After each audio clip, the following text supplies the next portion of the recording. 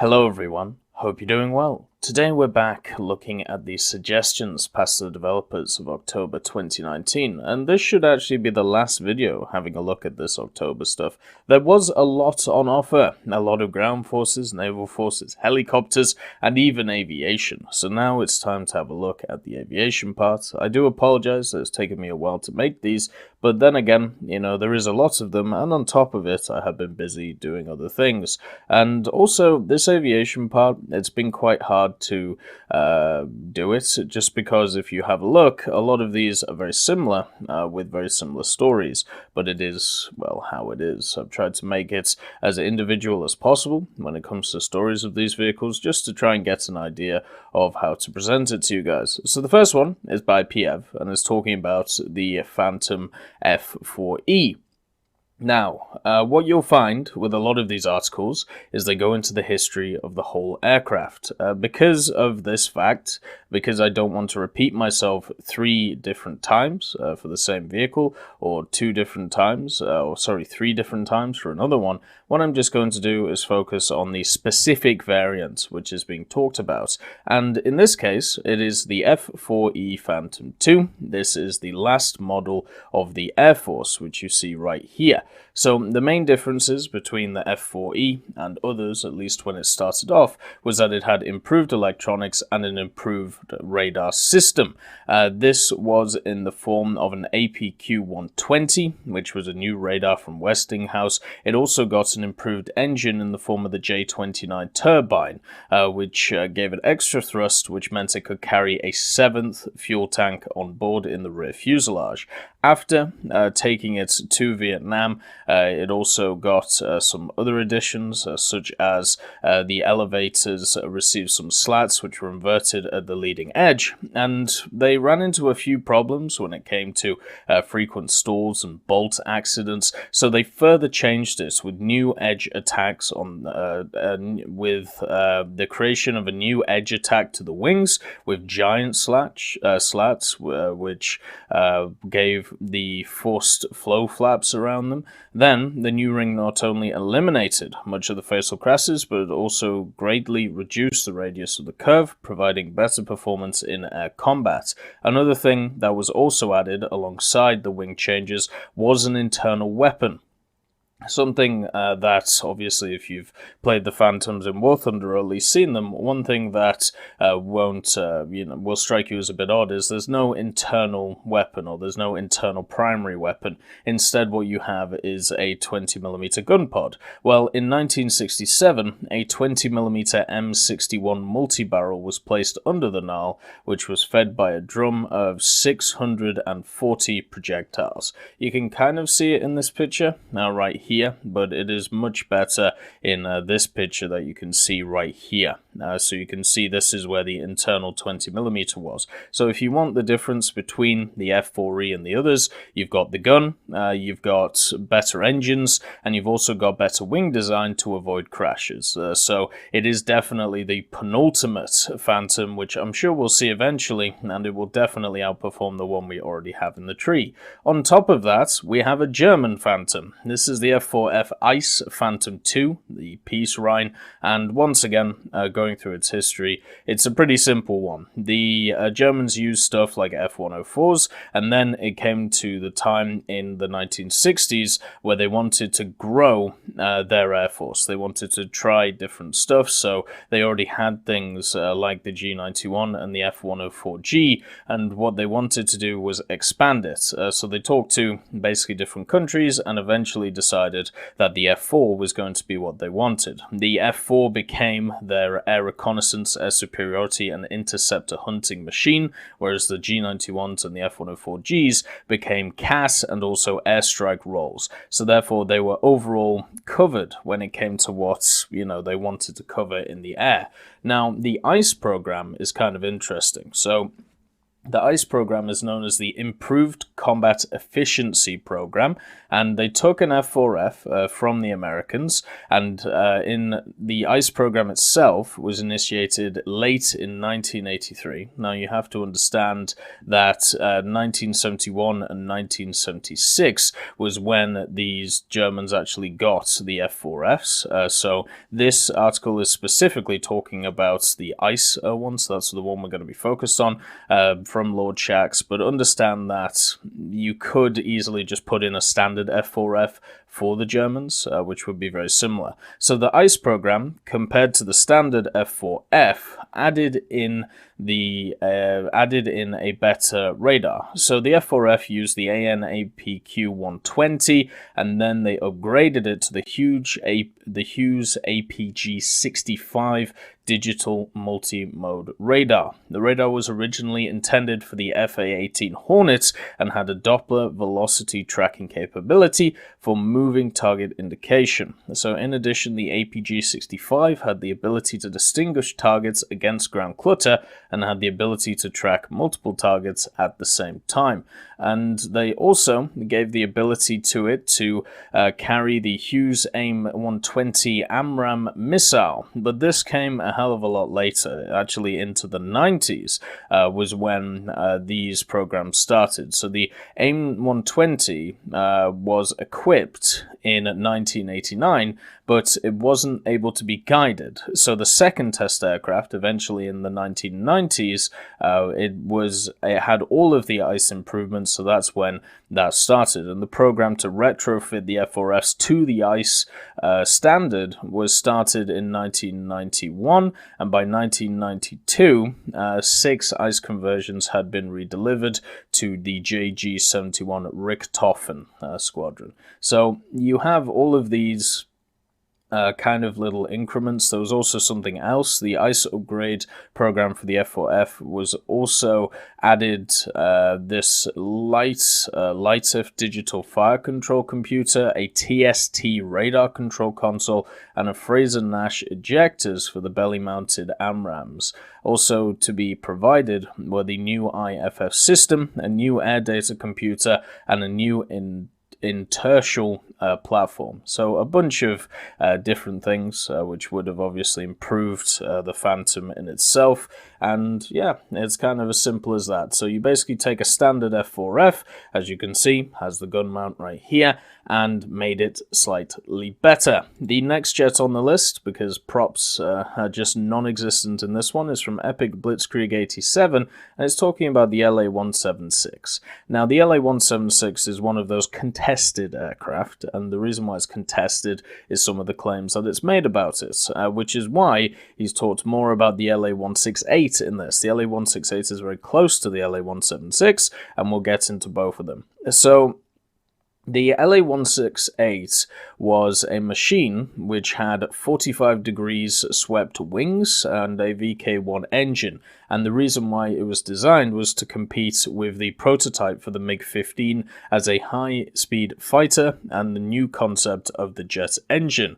And also, it is believed to be the first aircraft to break Mach 1.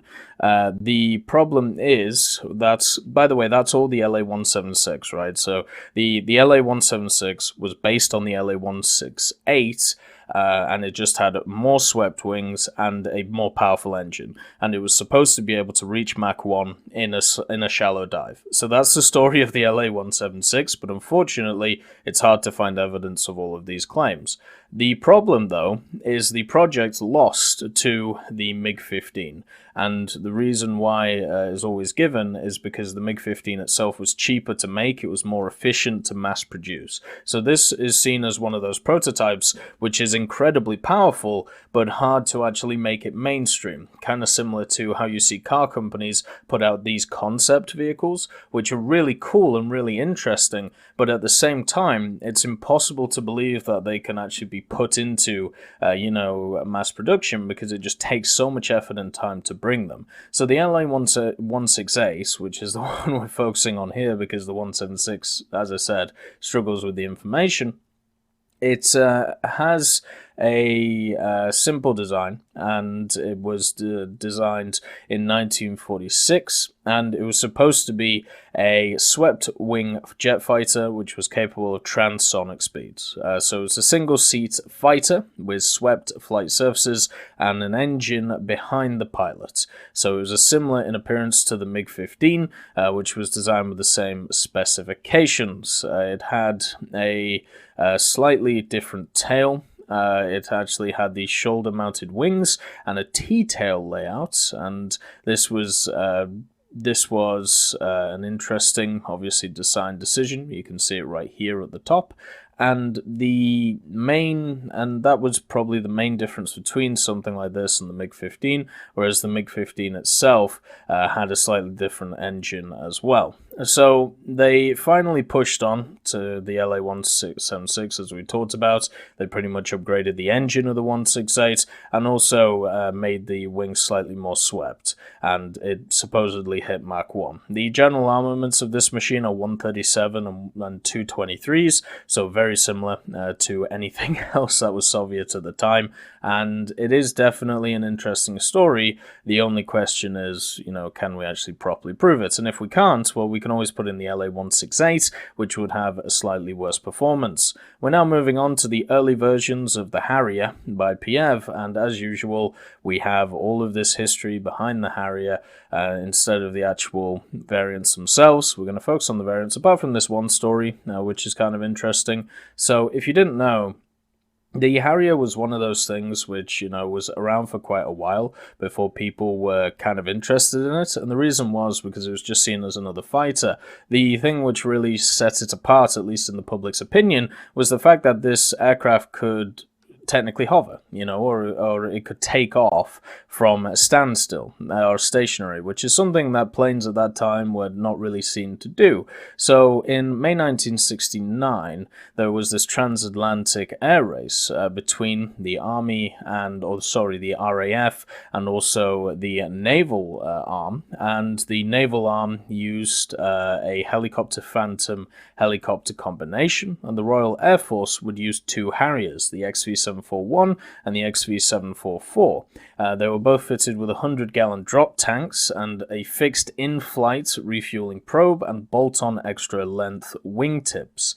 And even though the Harrier would be slower than the Navy's Phantom and also require a number of in-flight refuelings, the vertical takeoff was seen as a really interesting idea, and the fact is it could do it in one go. So that was something that the helicopters and the Phantom would not be able to do. They would have to do it in more than one. So they took off from the closed coal yard in St. Pancras Railway Station, and it set a time of 5 hours and 31 minutes when it went to New York. So yeah, it was basically there to underline what the Harrier could do, and also earn the name Jump Jet because of the fact it could take off from a standstill. Now, moving on to the actual variants we're talking about today, this whole article could literally just be this, and it would give you the same information about the variants. So the first GR1, which was, this variant that you see up here, is, let's just find it. It's had the Mark 101 Pegasus 5 engine installed. The advancement in the design of the engine at the factory brought it up to Mark 102 or Mark 103 standard. In the mid-1970s, the GR1 fleet had the Mark 102 installed and were renamed the GR1A and the T2A for the two-seater trainer. New airframes fitted with the Mark 103s were renamed the GR3. The remaining GR1s and GR1As on major servicing received the Mark 103 Pegasus upgrade and also became GR3s. Other upgrades to the GR1 to GR3 standard were the fitted of a bolted on in-flight refueling boom, change in the shape of the nose for the fitting of the Ferranti LRMTS, outer wing pylons to carry the Sidewinder AIM-9 missile, and antenna for the Marconi ARI 18223 radar warning receiver. fitted in the rear of the aircraft and tail fin. So you can see that there are differences between stuff like the GR1 and the GR3, but all of the GR1s and GR1As were eventually upgraded to the GR3 standard. So the GR1s had weaker engines. They also were not able to carry stuff like sidewinders. They were also not able to have this radar warning system, where once everything was upgraded to the GR3 standard, more powerful engines, ability to carry sidewinders, AIM-9s, and then also having the radar warning receiver. So you can see there is a gradual progression of how well your machine does and how many systems are fitted to it. The other thing to also note is the Harrier's standard armament is two 30mm Aiden cannon pods under the fuselage. So once again, another aircraft which believed that weaponry built in was not something it required. So yeah, you would have the gun pods. You would have 4 underwing hardpoints and 1 under fuselage pylon with the capacity of 5,000 pounds of ordnance. It could carry Matra rocket pods, SNEBs, AIM-9s, and also a bunch of unguided bombs and stuff like that. So yeah, those are the differences between the GR1, 1A, and 3. The 1 and 1A, it just comes down to, different engines, and then the 3 was the large upgrade. The next one is from Japan. This is Miki Hoshi, and we're talking about the third Phantom in this list. This is the F4EJ Phantom. It's Phantom 2, but as you can see, there's an exclamation mark there to try and confuse you. So the history is kind of interesting and is very similar to the German one. The history of the Phantom F4EJ is obviously it's Japanese, and the Japanese used the F104J, and but at the same time they also used a lot of F-86 F-40s, which remained in service as a frontline fighter role, while they also had the F104J. So they wanted to find a replacement for the F-86 F-40 to serve as a complement to the F-104J. So in October of 1967, the JASDF launched its second FX program with 9 contenders in the running. The aircraft which were in running were the Lightning, the Jaguar, the Mirage F1, the Saab 37, the Lockheed CL-1010, and the Northrop F-5A Freedom Fighter, the P-530, the F-111, and the F-4E Phantom II. This was narrowed down to the Phantom, the Mirage, the CL, and that was about it. And because the CL-1010-2 hadn't even been built, and also the Japanese decided that the F1 would be eliminated because of compatibility issues with current Japanese equipment. Basically, obviously, they used American equipment, F-104 and the F-86s. They were worried that their pilots would not be able to move over to the European systems, so therefore they eventually picked the F-4E. So 2 F-4Es were sent over to basically look at, to work out, to test by McDonnell Douglas on the 25th of July 1971. And after these 2, the Japanese, in the form of Mitsubishi, began license production of the F-4E in the form of the F-4EJ.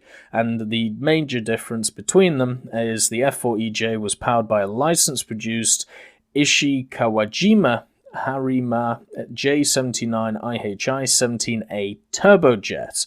So it produced overall 138 Phantom IIs, and another big difference is that they took out a lot of the offensive weaponry of the F-4E. So what they did is they took out stuff like the air-to-air refueling capability, the nuclear weapon controller that was on board, the bombing computer, the bullpup guidance system. So therefore, they got rid of a lot of the air-to-ground stuff and kept some of the air-to-air stuff, which was about. If I misspoke before, I apologize. But yeah, they took away a lot of its offensive air-to-ground capabilities and kept a lot of its air-to-air nuances. This thing was used in many different squadrons, obviously with a lot of them built. 138 is no small number, And as the F4EJ's service continued, eventually restrictions were relaxed on air-to-ground uses, so they could use stuff like bombs, which,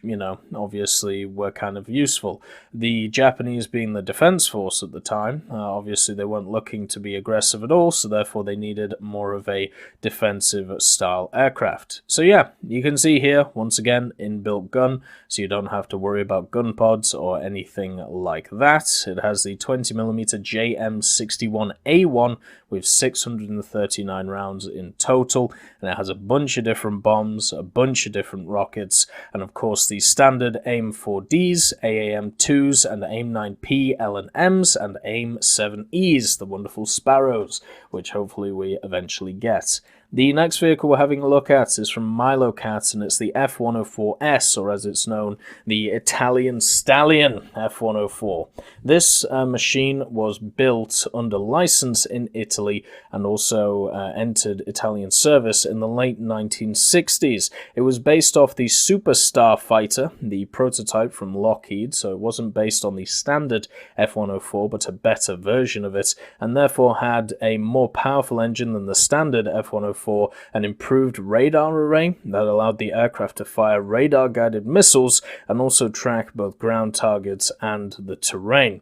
It was fitted with more hardpoints than usual as well, and 9 in total, 1 in the centerline, 2 underneath the forward fuselage, and 4 under the wings, and 2 on the wingtips, and because of these modifications, the 20mm Vulcan cannon was normally removed to reduce weight and provide extra room within the airframe.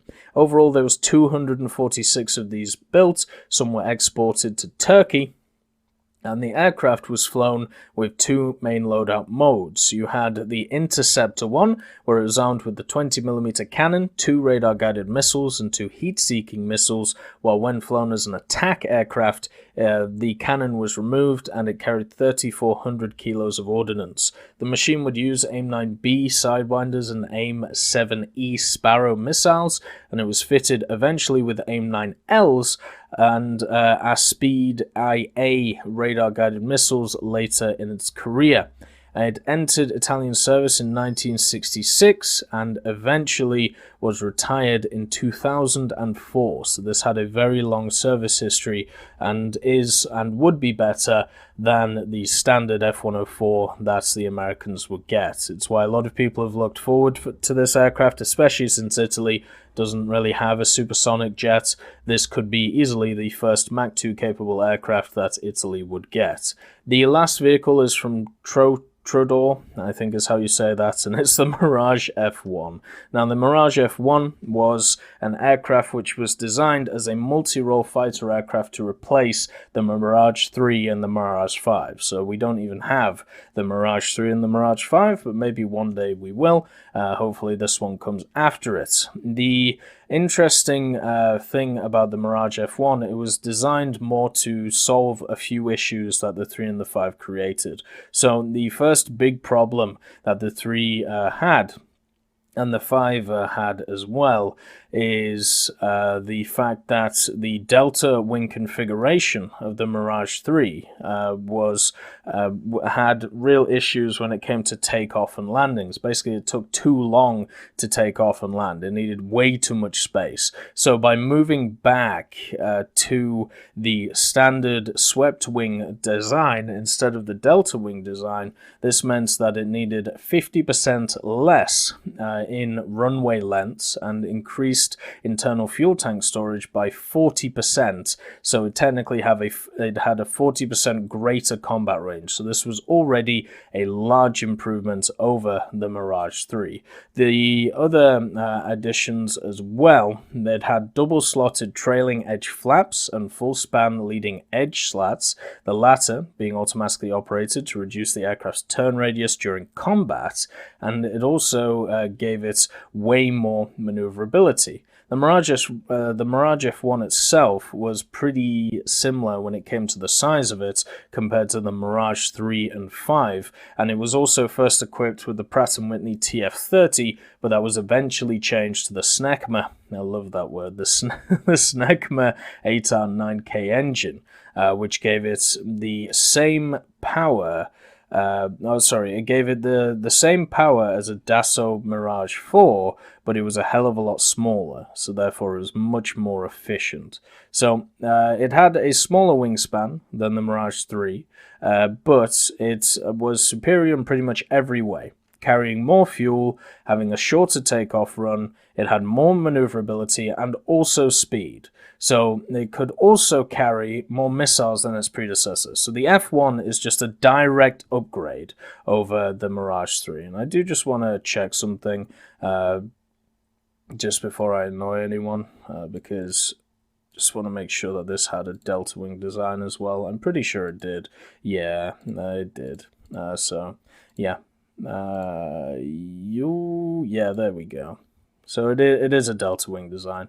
I just wanted to check just for clarification's sake. So yeah, it was just better than the Mirage 3 in every single way, and therefore it was in May 1967, 3 Mirage F1 prototypes were placed, and then the F1 eventually entered service in 1973, so only 6 years from prototypes being asked for and ordered, and then into frontline service. It's also had a very long service life, very similar to the Phantom, the Tomcat, and the Freedom Fighter, and a lot of the Soviet aircraft.